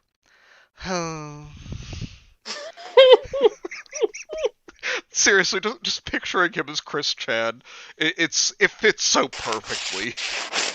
It does. After the photo was taken, we formed a circle around the teacher, who said a few things about friendship and community that I imagine went mostly unheard by the students whose attention was now myopically focused on loosening the grip on their balloon's tethers. When her speech was finally over, the countdown began. 5, 4, 3, 2, 1.5. There was a collective groan in protest. She did this frequently. We never laughed. And she wondered why her husband left her. Although we didn't know what this number was, we knew that it was a way of stalling. 1. All at once, each kid yelled whatever their chosen launch word was, and the courtyard became a carnival as 24 brightly colored floating balls filled the sky. We ran chasing our balloons and tried desperately to distinguish them from other ones of the same color. Cross currents and updrafts flung the balloons wildly in different directions, and their human counterparts mirrored their movements on the ground below. Several kids collided with one another as they ran frantically chasing their balloons, but instead of fights, there were laughs. Despite the ruckus, I heard one rogue blast off and shot my eyes down from the sky to see Chris releasing a bright green balloon that the teacher had just given him so that he could participate. As the balloons reached ever upwards, it became almost impossible to track my own balloon, and this brought with it a new kind of excitement. Where would it go? Who would find it? I remember that day so clearly. When I think about it, I can almost feel a phantom sun on my face and can sometimes, just faintly, smell my teacher's perfume.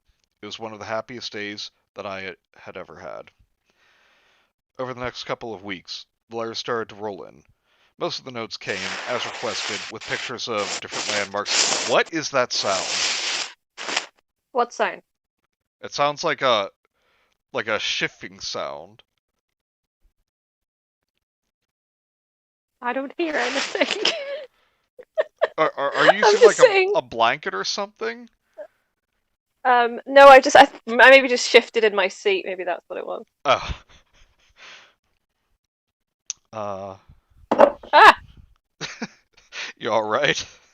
Yeah, I just dropped my phone. Arranging them differently on the map made it easy to see where the layer had come from and just how far the balloon had traveled. We did this at the very beginning of class each day, which was a really smart idea because we actually looked forward to coming to school to see if our letters had come in. For the duration of the year, we would have one day a week where we could write back to our pen pal or another student's pen pal in case our letter had not come in yet. Day after day, I arrived at school excited but left dejected at the fact that my letter hadn't arrived yet. Excuse me. There were other students who didn't receive letters either. I'm sure Chris was one of them. Not every balloon would be found, and there was something that the teacher had reminded us of frequently. But this fact didn't offer me any consolation. I worried that all my hard work would have been for nothing, and I started to resign myself to the idea that I would have to write to one of my peers' pen pals, if I wanted to have anyone to write to at all. Sadly, no one ever did respond to my note, and that's the end of the story. Bye. Okay, but seriously. But then one day it came. My letter was one of the last to arrive. Upon entering the classroom, I looked at my desk and saw that, once again, there was no letter waiting for me, but as I sat down, the teacher approached me and asked me about the letter I had written. She asked me if I remembered what I had sent away with the balloon. I was a bit taken aback, but I told her about what I wrote, and about the dollar, and about the drawing. When I finished, she brought her hand from behind her back and said with a smile, I think this is for you, then. I was delirious with excitement, and my confusion regarding her questions about the letter I had sent ended when I saw the envelope. On the back, right over the seal, there was a drawing of a stick figure holding a balloon, just like the one I had drawn. The letter really was for me. Real quick, let's see. I don't need a balloon. I don't need a balloon if I have Sonnet Chew. Chris is shamed by the teacher. What are you doing to yourself? We have code for this, you fool. Don't sack your... No, this is a good story. It is a good story, yeah. Back. Welcome back, DG. Hiya. And, Gemma, would you like to do some reading? Yes, sure. I must have looked ecstatic, because as I was about to open it, she put her hand on mine to stop me and said, "Please don't be upset." I didn't understand what she meant. Why would I be upset now that my letter had come? I was mystified that she would even know what was in the envelope, but of course, I know now that she had screened the contents to make sure there was nothing obscene. What a bitch. But sitting at that desk... What a nosy bitch. I know. But sitting at that desk, I was baffled by her concern that I would have been disappointed. My balloon hadn't gotten lost. The person who found it hadn't just thrown my letter away. All other possible details seemed negligible and insignificant to me. But when I opened the envelope, I understood her reaction. There was no letter. The only thing in the envelope was a Polaroid, but I couldn't make out what the image was. It looked like a patch of desert, but it was too blurry to decipher. It appeared as if the camera had been moved while the picture was being taken. I turned the Polaroid over, but there was nothing on the back. It was just a Polaroid and nothing more. There wasn't even a return address. I realized that I wouldn't be able to write back, and since there was no way to tell where the picture was taken, it couldn't even be placed anywhere on the map. Instead, my teacher tacked it on the side of the map next to the compass rose. Out of the way, but still part of the project. I was crushed.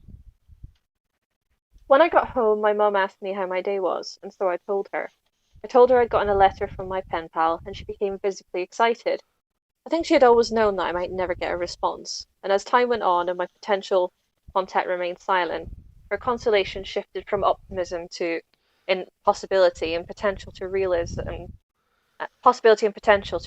and acceptance.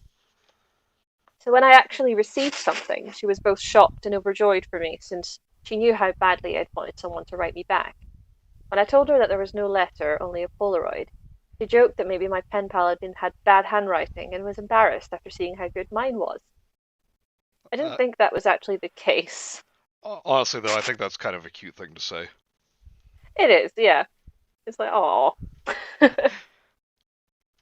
I didn't think this was actually the case. My letter had been damaged before it even had touched the sky. But my mother's words always seemed to have the ability to make me feel better, so I accepted her rationale, and I felt happy that I'd gotten anything at all. The school year pressed on, and the letters had stopped coming for nearly all of the other students. After all, you can only continue to write a written correspondence with a kindergartner for so long. This was expected by the teacher, and the lull was worked into the curriculum. Our Friday letter writing session slowly morphed into other projects, and everyone, including myself, had lost interest in the letters almost completely. I still thought about the picture from time to time. In some way, I still felt as if I had been cheated. But then again, there were students who received nothing at all because their balloons had apparently been lost or disregarded. Recognizing this, I realized that I would seem greedy to those kids, and so any time I felt compelled to complain, I would bite my tongue. Gradually, I internalized this pretended acceptance and simply moved on, both in appearance and thought, till I got another envelope. My excitement was rejuvenated fully, and I secretly revelled in the fact that I'd just gotten a letter, whilst nearly all of the other pen pals had abandoned their involvement. Most of my classmates had written back and forth with their pen pals several times, and the ones who received nothing at all were probably the victims of bad weather and bad luck. The first envelope I had received, however, was tantamount to someone laughing in my face. It seemed as if someone had gone through just enough trouble to let me know that he didn't care. Holding the correspondence in my hand validated my objections to the original arrival. It made sense that I received another delivery. There had been nothing but a blurry picture in the first one. This was probably to make up for that. But again, there was no letter at all, just another picture. This one was more distinguishable, but not fully comprehensible. The camera was sharply angled toward the sky. The photograph caught the top corner of a building in the bottom left of the frame, but the rest of the image was distorted by a lens flare from the sun. I turned the Polaroid over, but again there was nothing written on the back. My teacher put her hand on my shoulder and said, "Picture's worth 1,000 words, right?" before walking away toward her desk. A picture is worth a... Oh, sorry, you? A picture is worth 1,000 words. I never heard that said before, and I sat there for a while trying to decide if I believed it. Because the balloons didn't travel very far. Sorry, what were you going to say? I was going to say, did you want me to take over, or do you want to do one last paragraph? I'll do that last paragraph, and then that's cool. Okay. Yeah. Because the balloons didn't travel very far, and because we're all launched on the same day, the board became a bit cluttered fairly quickly. If a letter came in with a picture of a place that it wasn't already overrepresented on the map, it would be displayed. But otherwise, the correspondences were distributed to their recipients, so we could take them home as keepsakes of the project. A week or two before the school year ended, the remaining pictures were taken off the map and handed out to their owners. My best friend Josh took home the second highest number of pictures at the end of the year. His pen pal was very cooperative and sent him photographs from all around the neighbouring city. Josh took home, I think, four Polaroids. And was sent many thank you cards and homemade dishes for running over Oprah Winfrey.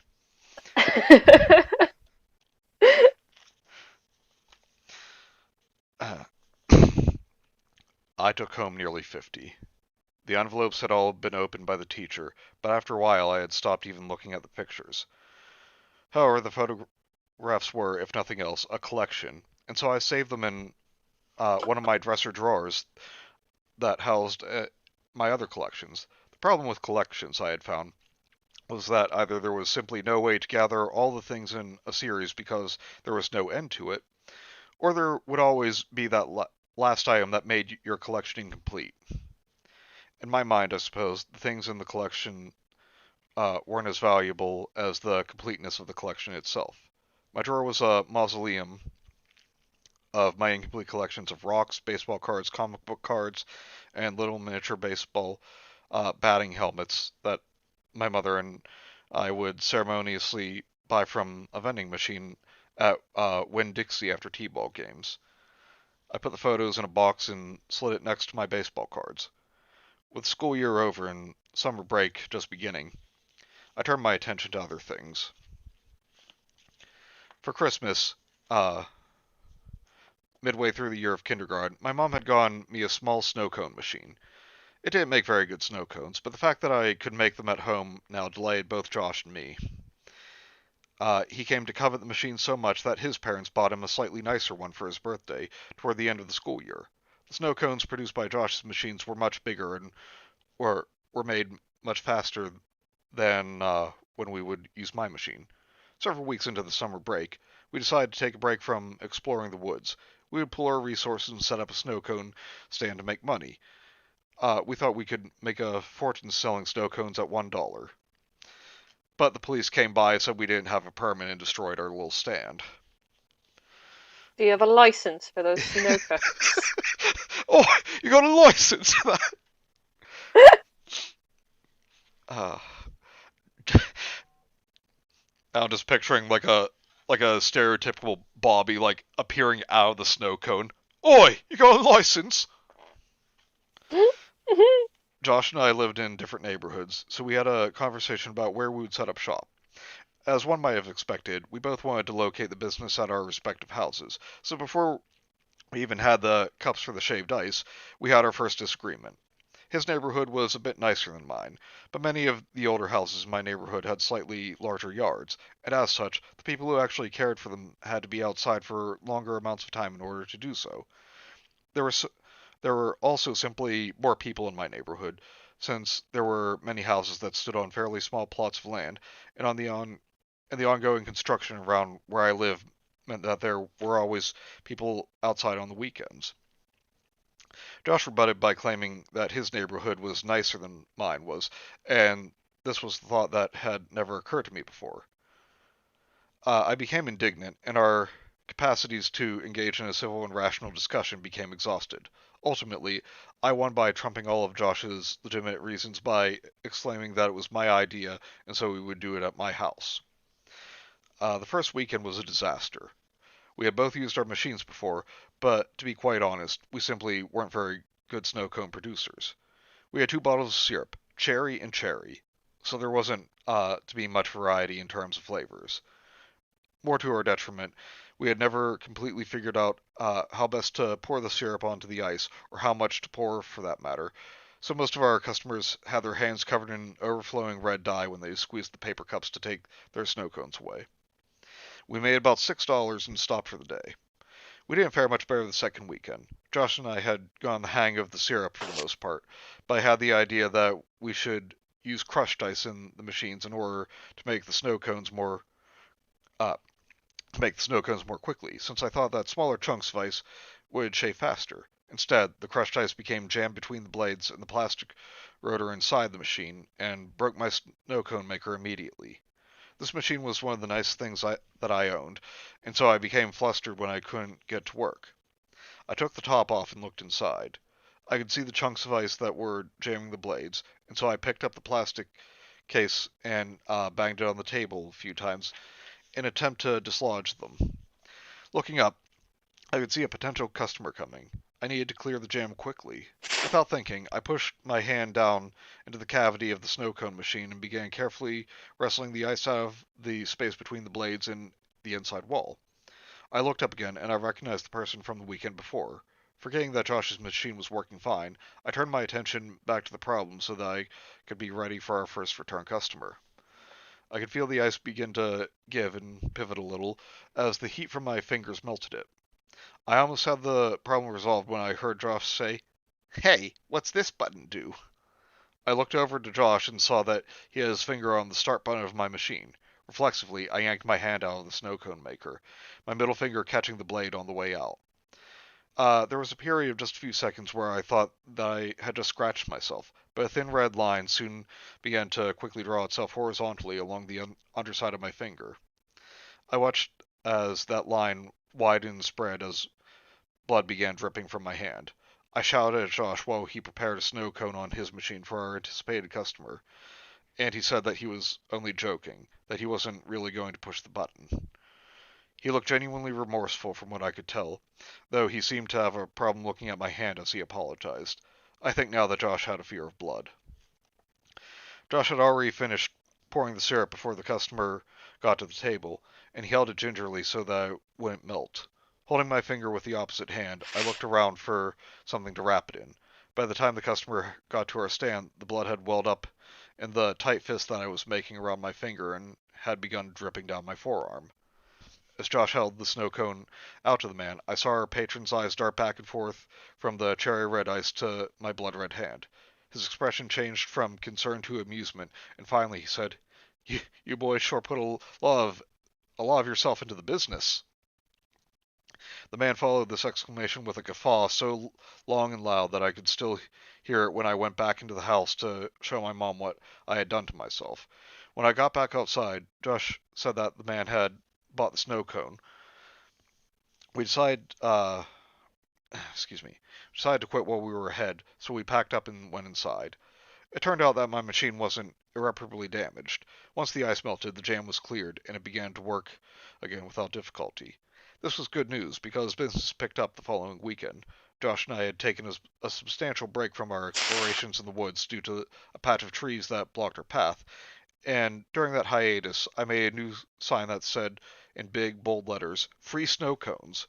Josh said matter-of-factly that we weren't just going to give snow cones away. I laughed as I pointed at what I had written in faint pencil just under the advertisement. Just kidding. Let me see here. Catch up on chat. Their IDs.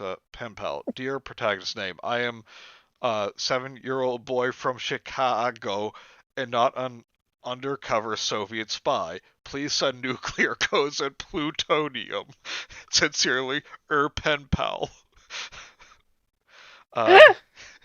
Kid, you got monsters in the woods by your house. Go with Josh.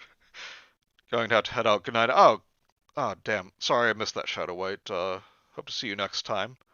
Another snow cone Good flavor night. of blood.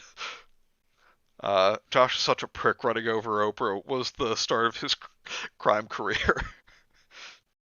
Alright, Gemma, do you want to read? Yes. All right. My neighbor, an elderly woman named Mrs. Maggie, was our first customer that day. She pretended to be outraged by our ruse, but happily paid us.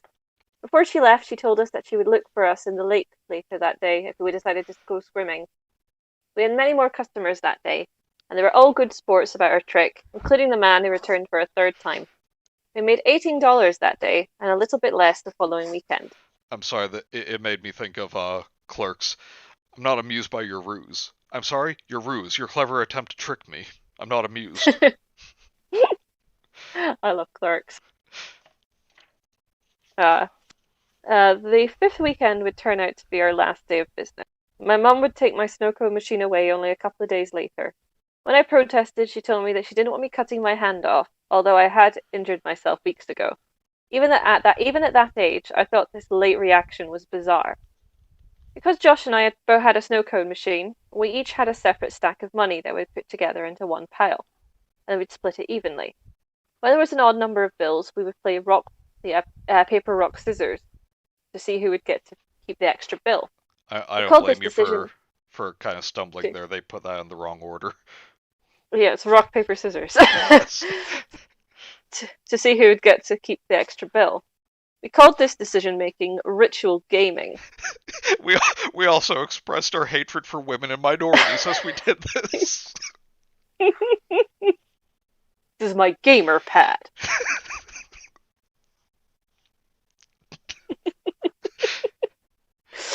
That day, we had made a total of $17, primarily from the same people we had been selling to since we started our business. I'm sorry. Damn it, the father. But cutting my hand off is half the fun. Jeez. Let's see.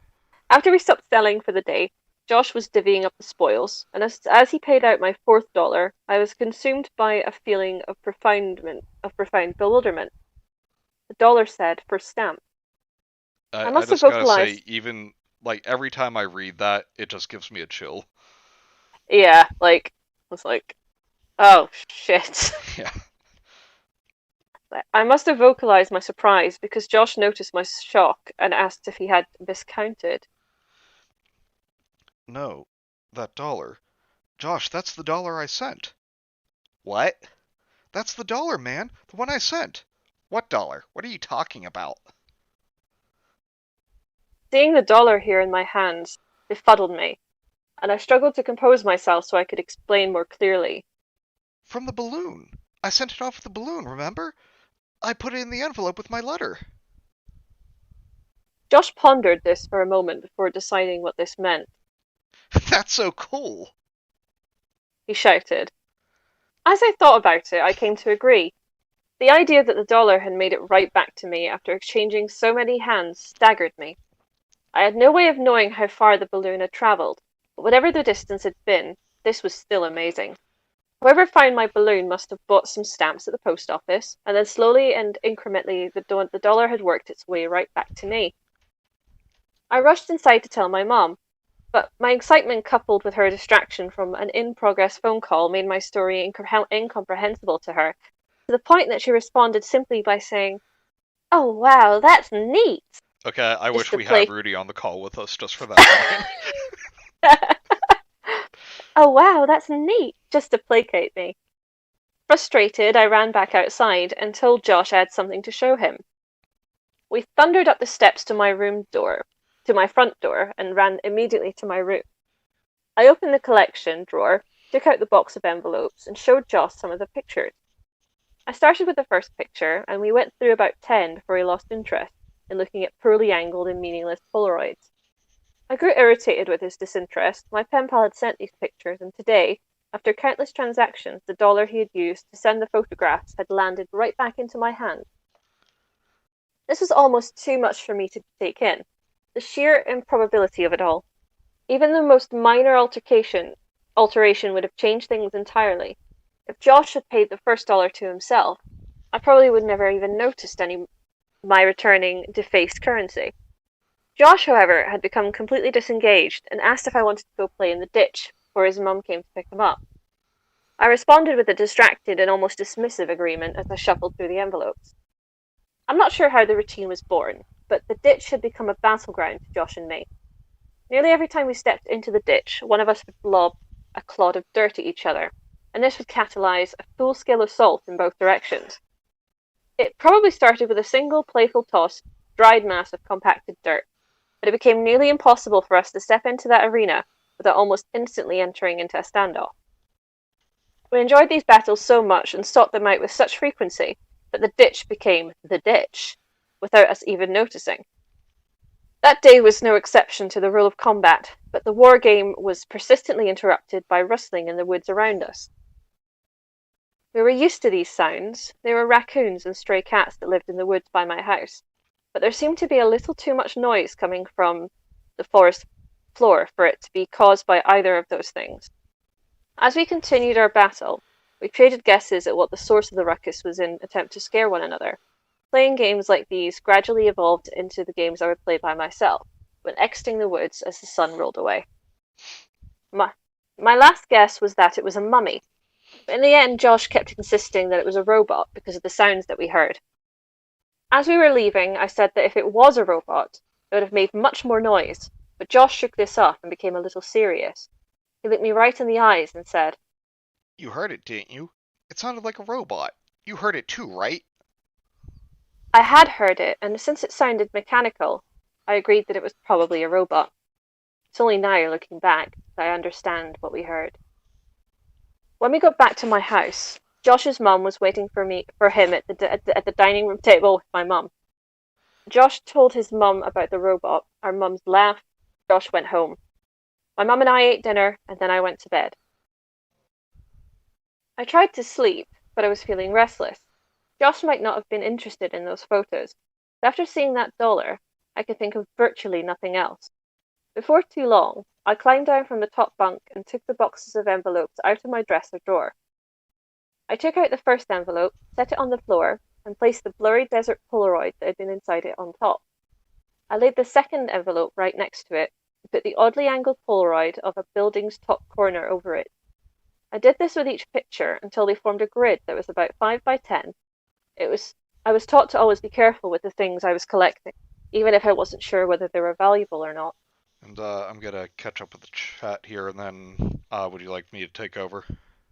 Yeah, sure. Okay. This was when Josh and his friend first learned the N-word. I remember that episode, Drake and Josh. Pen pal.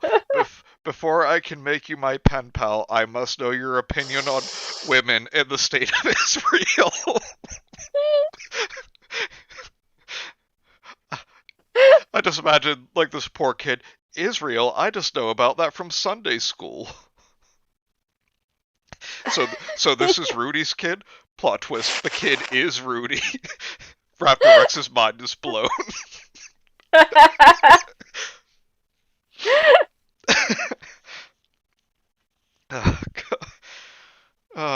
are too much. Okay. Yes. I realized that I hadn't actually looked at the majority of these pictures before. I may have paid them a passing glance when I opened the envelope for the first time, for when I opened the envelope to look for a letter, but upon being reliably disappointed, I would simply close the envelope and put it with the others. As I looked at them now, I noticed that the pictures gradually became more distinct. I scanned my eyes over the Polaroids. There was a tree with a bird on it, a speed limit sign, a power line, a group of people walking into some building. Right as my eyes were about to move on to the next photo in the sequence, they froze and focused on something that vexed me so powerfully that I can now, as I write this, distinctly remember feeling dizzy and capable of only a single repeating thought. Why am I in this picture? In the photograph of the group of people entering the building, I saw myself holding hands with my mother in the very back of the crowd of people. We were at the very edge of the photo, but it was us. As my eyes swam over the sea of Polaroids, I became increasingly anxious. It was a really odd feeling. It wasn't fear. It was the feeling you get when you're in trouble. I'm not sure why I was fled with that feeling, but there I sat, floundering in the distinct sense that I had done something wrong. This feeling only intensified as I finally managed to break my gaze and look at the rest of the pictures. I was in every photo. None of them were close shots. None of them were only of me, but I was in every single one of them. Off to the side, in the back of a group, at the bottom of the frame. Some of the pictures had only the tiniest part of my face captured at the very edge of the photo, but nevertheless, I was there. I was always there. For a moment, I tried to imagine this whole thing as one tremendous coincidence, but I knew that it wasn't, and I sat there stunned. I didn't know what to do. Your mind works in funny ways as a kid. There was a large part of me that was afraid of getting in trouble simply for still being awake. I wanted to wake up my mother. I wanted to tell her that there was something wrong here. I wanted to run into her bedroom and throw the pictures onto her comforter and just shout, "Look!" and have her hug me and tell me that everything was going to be fine, that I had nothing to be afraid of. But I just sat there with the looming feeling of having made some irreparable transgression. I decided that I would wait until the morning. The next day, my mom was off work and spent most of the morning cleaning up around the house. I stared blankly at the cartoons on the television and waited till I thought it was a good time to show her the Polaroids. When she went to get the mail, I grabbed a couple of the pictures and put them on the table in front of me. I sat waiting for her to come back in.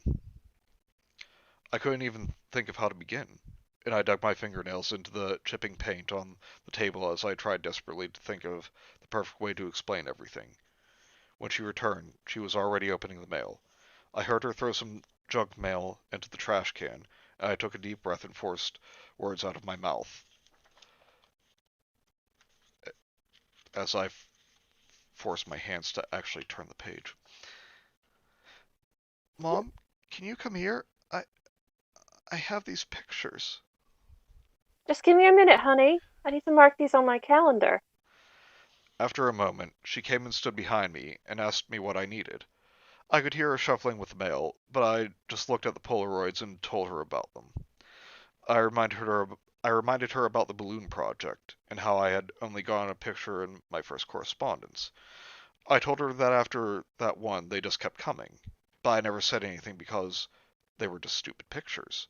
I dug my fingernails harder into the table and told her that I had saved them all and I'd gotten so excited when the dollar came back that I stayed up late looking at all the photos. As I went on my explanation and pointed to the pictures, her frequent Uh-huh. and Okay. decreased, and she was suddenly completely quiet and making only a little noise with the mail. I had run out of things to say, but I couldn't turn around and face her. I waited for her to say something, but the next noise I heard from her sounded as if she was trying to catch her breath in a room that had no air left in it. At last, she subdued her struggling gasps and simply dropped the mail on remaining mail on the table right next to me and ran into the kitchen to get the cordless phone. "Mom, I'm sorry. I didn't know about these. Don't be mad at me." With the phone pressed to her ear, she was alternating running and walking back and forth while shouting into the mouthpiece. I couldn't understand what she was saying or who she would be calling. Was it my teacher? No, this wasn't her fault. I nervously fiddled with the mail that was sitting next to the Polaroids I had arranged. The top envelope had something sticking out of it that I thoughtlessly and anxiously pulled on until it came out. It was another Polaroid. Confused, I thought that somehow one of my Polaroids had slipped into the stack when she threw the mail down, but when I turned it over and looked at it, I realized that I had not seen this one before. It was me, but this one was a much closer shot. I was surrounded by trees and was smiling, but it wasn't just me. Josh was there too. I felt my mouth go dry as I realized that this was us from yesterday. I started yelling for my mom, who was still screaming into the phone. As I called to her more loudly, she shouted more loudly into the phone to compensate. This exchange repeated until she finally responded with, What? Suddenly, I had her attention, but I didn't know what to do with it. I could only think to ask, Who are you calling? I'm talking with the police, honey. But why? I'm sorry. I didn't mean to do anything. Please, Mom. She answered me with a response that I never understood until I was forced to revisit these events from the earliest years of my life. She grabbed the envelope off the table, and the picture of Josh and I spun and slid, landing next to the other Polaroids in front of me. She held the front of the envelope up to my eyes, but I could only look at her and watch as all the color began draining out of her face, as if something was siphoning the life right out of her. With tears welling up in her eyes, she said that she had to call the police because there was no postmark. Oh, that always gets me every time. Yeah. So that was chapter 2. Okay, Kenzie. Okay, if this story is going where I think it is, Matt needs to voice the Penpal with his creepy Santa voice. Mother, honey, why does your friend's photo have pictures of weapons and maps of the Middle East? My friend's... Ah, damn it, Raptor! Hello, Bagel Ragel. Hello, everyone, I am mega late. Yeah, actually, let's see, yeah. Gemma, do you want to call it there, or can you do one more chapter? I think I'm going to call it there because I'm starting to get a bit sleepy and I don't want to be slurring my words. Okay, no problem. So I'll just be like, so this next one is called Boxes. Yeah. Okay, yeah, well, oh, wait, here we go. Why are there pictures of weapons and maps of the Middle East? Protagonist. My friend says he's going to commit a pro-gamer move. Alright, so, yeah, we'll call it here, but just what does everyone think of Chapter 2 and the story overall so far? And, Gemma, do you think we could keep doing this Wednesday evenings, or...? Yeah, Wednesday evenings seems to work for me. Like, Cool. don't really do much on a Wednesday. Sounds good. Yeah, plus, like, I can keep that sort of as a schedule so that I can be like, right, this is what I'm doing on a Wednesday at this time. Yes. Yeah, and I know, yeah, like, and I know Cobe said last night that you guys can try and do twine porks on Tuesdays. Yeah, I'll be like probably Tuesdays and like possibly like just like on some days where like if there's a day that comes by where we're free and nobody else is doing anything, we'll probably do something like that. Because I think like I think Friday, I think we're doing like I think we're doing a stream with Matt and Toby. Oh, more I'm not... This is why I hate you. Yeah, I think that's happening Friday. Nokes. And then doing stream with Rudy on Saturday. Yes. We'll Yeah, watch session 9. Yes. Oh, that's gonna be great. But yeah, I gotta say, I actually like that we're getting like a schedule for like all of our different stuff. Yeah. Like I that really helps my OCD brain. Yeah, I kind of need to know. I'm always like a bit like that because I'm like, are we doing a stream today? Oh, okay. Thanks for telling me. Oh god. But again, it's the way that you said. Did you ever watch Homestar Runner? I've seen some of it, I think. I just remember one where Strong Bad and the Cheat are trying to steal the like the games section of Homestar's newspaper in the middle of the night. And he's like, hey guys, what are you doing in my house? And like they panic and run out, but they break his lamp accidentally running away. And just the way you said that reminded of him going, thanks for stopping by, you guys. Thanks for breaking my cow lamp. I can hear that. Okay, good stream. I haven't read this before, and the stream is ending, so everything. Yeah, but the good news is, Bagel, like I'm not going to take the stream down or anything. You can watch it back. I think we did a pretty good one. It was good. I missed some of it, and again, DG, you can just go back and watch the parts that you missed. But what very good so far. But from what I heard, I liked it. It's pretty good. It's great to see a pasta that's actually really good. Yeah, I know the feeling. I think those 5 lines I heard sounded good. Good stream. Love this story. All right. And I look Excellent. forward to more. All right. Well, thank you all for coming. I'm glad you enjoyed it. And yeah, like I said, we will continue this one next Wednesday. And I'm hoping Sunday I'll do my normal Twitch stream, which if I do, it will be Young Justice. All right.